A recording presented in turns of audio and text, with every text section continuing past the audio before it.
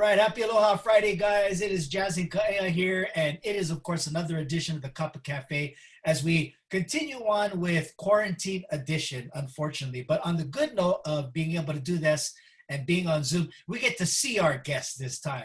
Ladies and gentlemen, on Zoom with us and Nice. on the air with us, Brittni Paiva. Hi, Brittni. Hey, how's it going? Good to see you. So, how long has it been now since you've made your way, since you've been a Oahuan?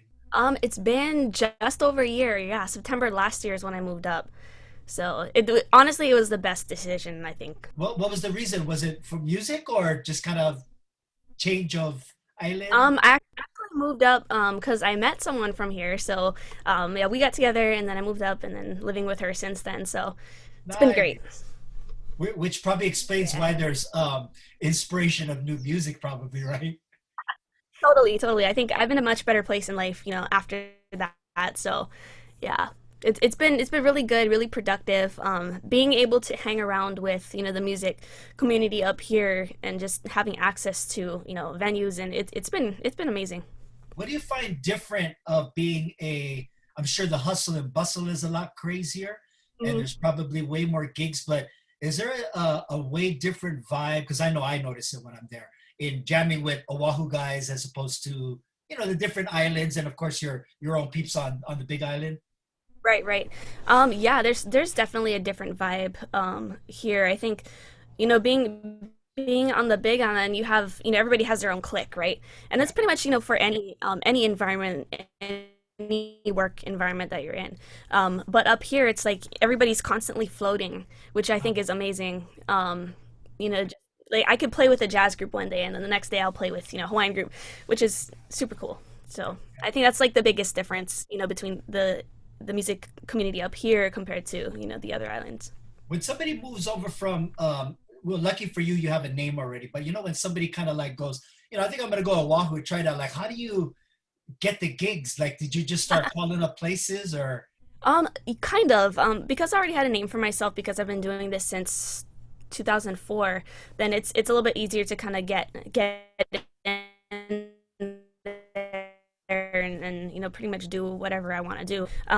But for people starting out and making that move to a bigger environment, bigger community, um, yeah, it can definitely take a lot of legwork to get out there and network and find you know gigs that will want to hire you. Yeah. So.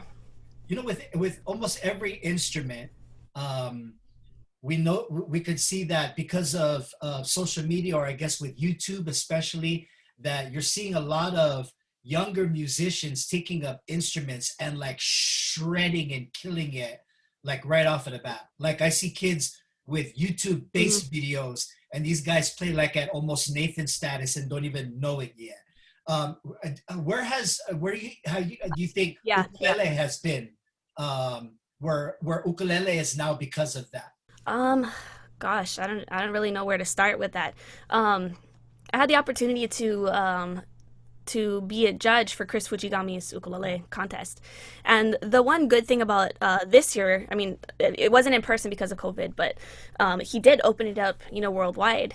So a lot of people from all over the world, submitted their videos, and being able to kind of see, from my point of view, and looking at people who aspire to be, greater ukulele players, like it's just mind blowing. The kinds of innovation, the type of innovation that people are experimenting with their ukulele. It's crazy, but it's yeah, just seeing so much talent out there. As a musician, you have to be constantly evolving. You can't be complacent and play only one style of music or keep your style the same. You constantly have to be thinking ahead and It's switching kind up of how you do things. it's somewhat competitive, yeah, where everybody who plays, because especially if you're a working musician, somebody's going to take your spot. So you always have to be up on it, Right. which is good. It keeps everybody Yeah. on their toes, especially the pros, yeah. Mhm.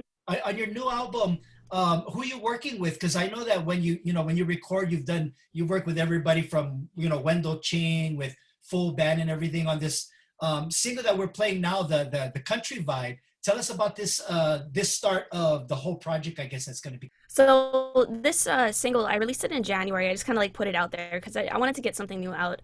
Um, but the story behind that song was, after I got with my girlfriend now, that was one of our songs, in the beginning of a relationship. So it just kind of described, the story that we individually had and how it led to us being together.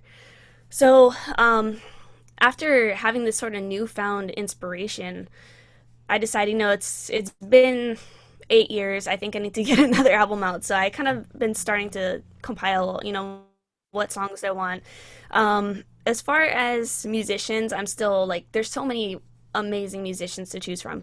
So this first song is nearly completed. That one I have just ukulele and piano. It's going to be, really simple, but it's a very beautiful song. But I had Aaron Nelson do piano on that one. So I'm excited to kind of see how the rest of the album's going to turn out. When you write an album, because, most writers are inspired by words, I guess, right? What do you guys, what makes you sit down and go, I need to write something? As an instrumental player, primarily, I think it's a great challenge for us to find a way to convey the same emotion as a singer would with lyrics. So, and this is just my personal opinion, I think as an instrumental artist, we need to be so in touch with our feelings and emotions that, because we can feel, happy one day, sad the next day. But if we're going to write a happy song when we're feeling sad, we need to channel that happiness, and not just find words to, kind of describe it. So it's a very complicated feeling, I guess, to write an instrumental song. But yeah, that's just my opinion and the way I create music anyway. Are you able to, because of technology, are you doing most of the recording at home, or are you going to studios? Just at home for now. I'm not sure if I plan to go to studios at all. The setup that I do have here can get a pretty good sound, so I think I'm gonna do that. We'll see. Awesome. So tell me about your newfound hobby with taking up DJing. Well, I've been a huge fan of EDM and trance since like the early 2000s. So I decided to take advantage of some Black Friday deals online, and I bought a DJ controller. So I think now that there's no live or very few live gigs anyway, I have all this time to kind of experiment with stuff. So I bought a DJ controller, and last night was my first night kind of plugging it in. And I've always found these pieces of equipment to be very intimidating because there's so many buttons, so many knobs, and there's software, and it's just, so overwhelming. So last night I was sitting here at my desk and I'm trying to figure out, okay, what does this button do? So I finally figured out how to make a cue point, and then I realized that it wasn't the right cue point. So I had to go and learn how to make the right one and erase the old one. So do you plan to somehow incorporate this with the uke and looping and everything? Totally. Yeah, actually one of the collaborations that I'm doing is with Andrew Molina from Maui. He's a player. So he also really loves trance music, so we've been kind of working on a little secret side project. So we'll see what happens with that, but definitely DJing will be involved, I think. Wow, awesome.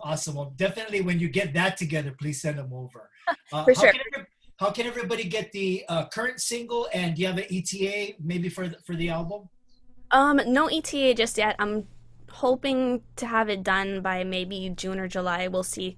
But as for the current single called Prayed for You, that one is available everywhere: iTunes, Google Music, Pandora, Spotify, pretty much everywhere you can download or stream music.